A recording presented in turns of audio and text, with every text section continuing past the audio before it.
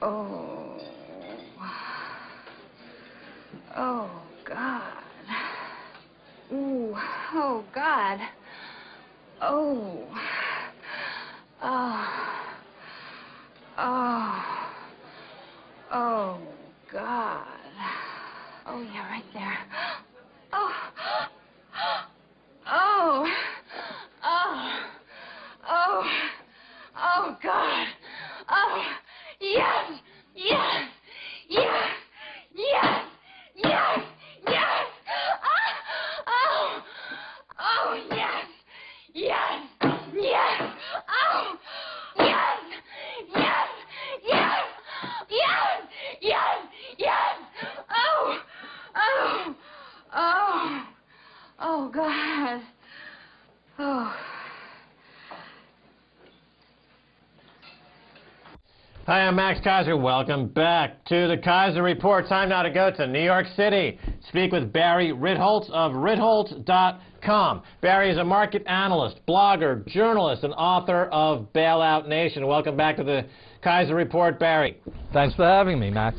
All right, Barry, first let's talk about your piece in the Washington Post. What caused the financial crisis? The big lie goes viral. Tell us about it. Well, there's been this tendency amongst people who helped create the crisis, and rather than admit that radical deregulation and allowing bankers to set their own rules and granting special exemptions for the 5 largest banks to ignore the leverage limitations, or allowing derivatives to be completely unregulated with no reserve requirements and no counterparty disclosures, rather than say, hey, this was really a big mistake, oops. Instead, they've created this false narrative, this argument that, you know what really caused the crisis? It was the government forcing banks to lend all that money to minorities and inner-city poor people. That's what caused the crisis. The fascinating thing is the data overwhelmingly says that's not the case. We know they took leverage as soon as they were given permission from 12 to 1 to nearly 50 to 1. We know that they engaged in all sorts of speculative activity where they didn't understand the risks. Their models were just wildly optimistic. They were so busy counting profits and bonuses that they didn't pay attention to the bottom line. Look, it all comes down to some very, very simple rules. Banking is supposed to be boring. The job of a banker is to make decisions about who is creditworthy and who is not. To give you an idea of how reckless the banking industry became, not only did they create these no-doc loans, they stopped validating loan-to-value of the home. They stopped valuating credit scores. And most importantly, they stopped asking borrowers how much money they earned. And that is the single most important factor in determining if someone's going to repay a mortgage or a loan. How much do they actually earn? Can they service that debt? So when I hear this nonsensical things, banks were forced to make loans to poor people, nobody told the banks, don't check income, don't check credit rating, don't check all the usual metrics that have worked for thousands of years. It's just nonsense. And when I see people propagating the big lie like that, it makes me stop and say, what are these guys hiding? And it's pretty clear what they've been hiding. They have an intellectually bankrupt ideology, and it's causing global damage to the economy. All right, you mentioned the leverage ratios being increased from 12 to 1, and the banks are leveraged at 50 to 1. Even the Federal Reserve Bank itself is leveraged 50 to 1. It goes back to 2004, I believe, when Greenspan lifted that cap. But you refer to that as ignoring leverage limitations. But isn't that a hard-coded law in terms of what the leverage limitations are according? Aren't there laws in place? Does it go back to the Basel? Yes. Okay. So they are therefore... Well, now, it depends on who, Max, it depends on which financial institution you're talking about. If you're talking about depository banks, they have reserve rules which are implemented by the FDIC and others. If you're talking about investment banks, there's the 1975 rule that limited them to 12 to 1. The 5 biggest investment houses in the U.S. got a waiver of that. Ironically, it was called the Bear Stearns waiver. Bear Stearns, Lehman, Merrill, Morgan, and Goldman. The only ones somehow exempted from that law. Stop and think about what that means here's a law that applies to everybody except you 5 guys who happen to be the single biggest donors to Congress. And that, by the way, that waiver was granted by the Security and Exchange Commission. The Basel rules for depository reserves, how much they have to hold, what's fascinating about those is they've been whittled away over time, so the amount in reserve has come down fairly substantially, which allows their leverage to go up. So anything that gets in the way of profit, regardless of risk, there is a lobbying effort to try and reduce that. It was very successful with the SEC. It's been somewhat successful with the Federal Reserve and the FDIC, and that's why there's so little capital in all these banks, both in the U.S. and Europe. In fact, the underlying cause of the entire global headache that we're still dealing with is too little capital, too much leverage. All right, so the law is that they have to have a certain amount of capital versus leverage on the books. And what happens and what we've seen is that if anyone starts to sniff around, then they do something like what Lehman Brothers did with the famous Repo 105 scam, where they simply moved debt off the balance sheet temporarily to satisfy a regulator that might be looking at them. And then when the regulator leaves the room, they put that debt back on their balance sheet. Isn't that also the case? These off-balance sheet entities are hiding huge debt. First of all, what Lehman Brothers did with 105, that's just fraud. Let's not mince words. Let's not pussyfoot around with this. They're a bunch of criminals. Some of them should go to jail. And unfortunately, most of our prosecutorial staff are too busy chasing other nonsense. But there's just no doubt in my mind that Dick Fold and his CFO should be wearing striped suits with numbers. That is criminal. You cannot hide $100 billion or $50 billion at a time in spending and then put it back at the end of the quarter. I don't know where the SEC is. I don't know where the U.S. Attorney General is. It's laughable. That's number one. Number two, if you look at the movement that's starting to pick up a little speed in the United States, people have been moving their money away from the big banks to the small local community banks. And what we found is that these small community banks, they're much more solid.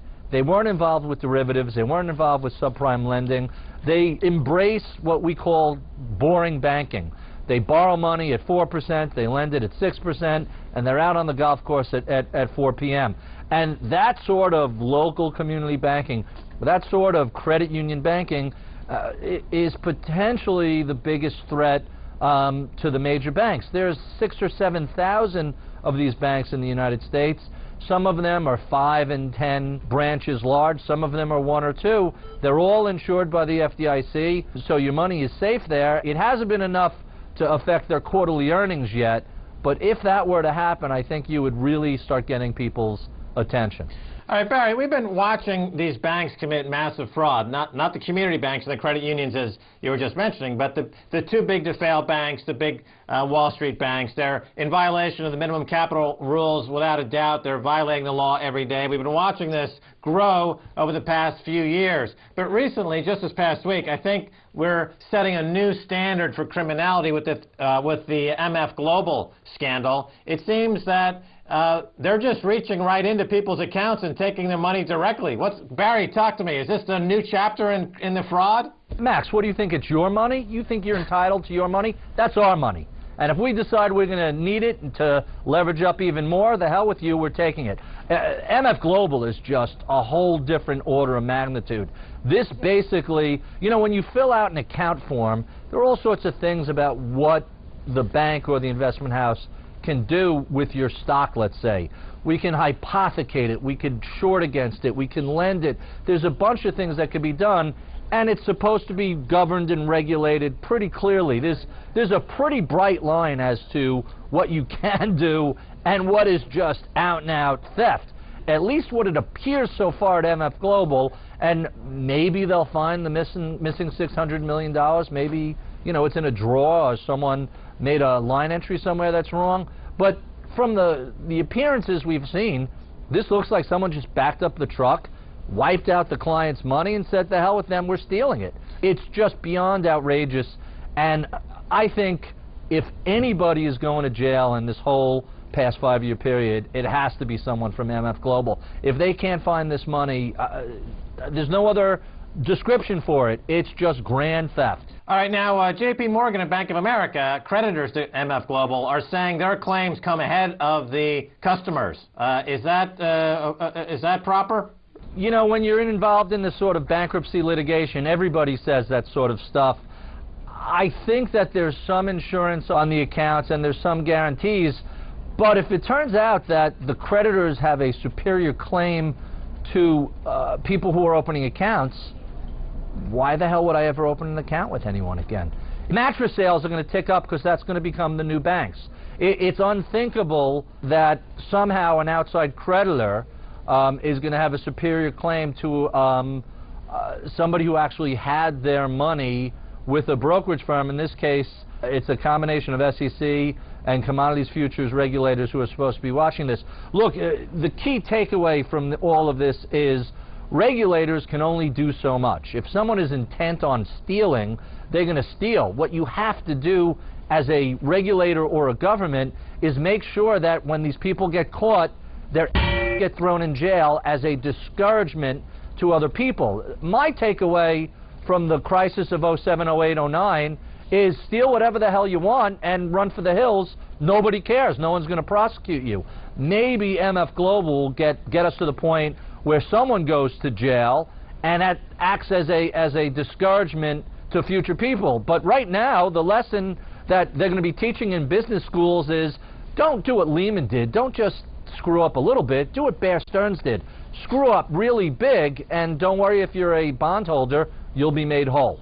Yeah, I don't think a lot of people realize that when you open a brokerage account, you sign off on documents that you're bound to arbitration for any disputes. You don't get to go to a jury. That's correct. You don't get to go to a judge. 98% of all complaints against the industry are unresolved. Nobody ever gets their money out of the industry. And the pari passu to that, Judge Rakoff on the Citigroup case, the $285 million that Citigroup stole, Judge Rakoff says that, well, the SEC is going to have to figure this out because the federal judicial system doesn't have dominion over these criminal acts. So there is no law governing the criminal acts of these various banks, is there? It's good to be the king. Listen, you know, when you have a congressional system that is based on eBay, when you could buy a congressman or a senator, when they get sold to the highest bidder, who gives a f*** about regulation? Who cares about any of that?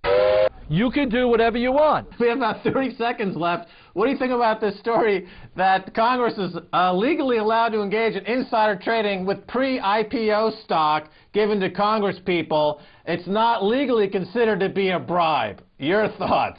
It's consistent with everything else we know about the Parliament of Whores that is the U.S. Congress.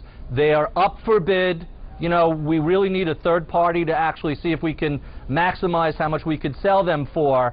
Place your bet, buy a congressman, get whatever regulation you want passed. That's how America works in 2011.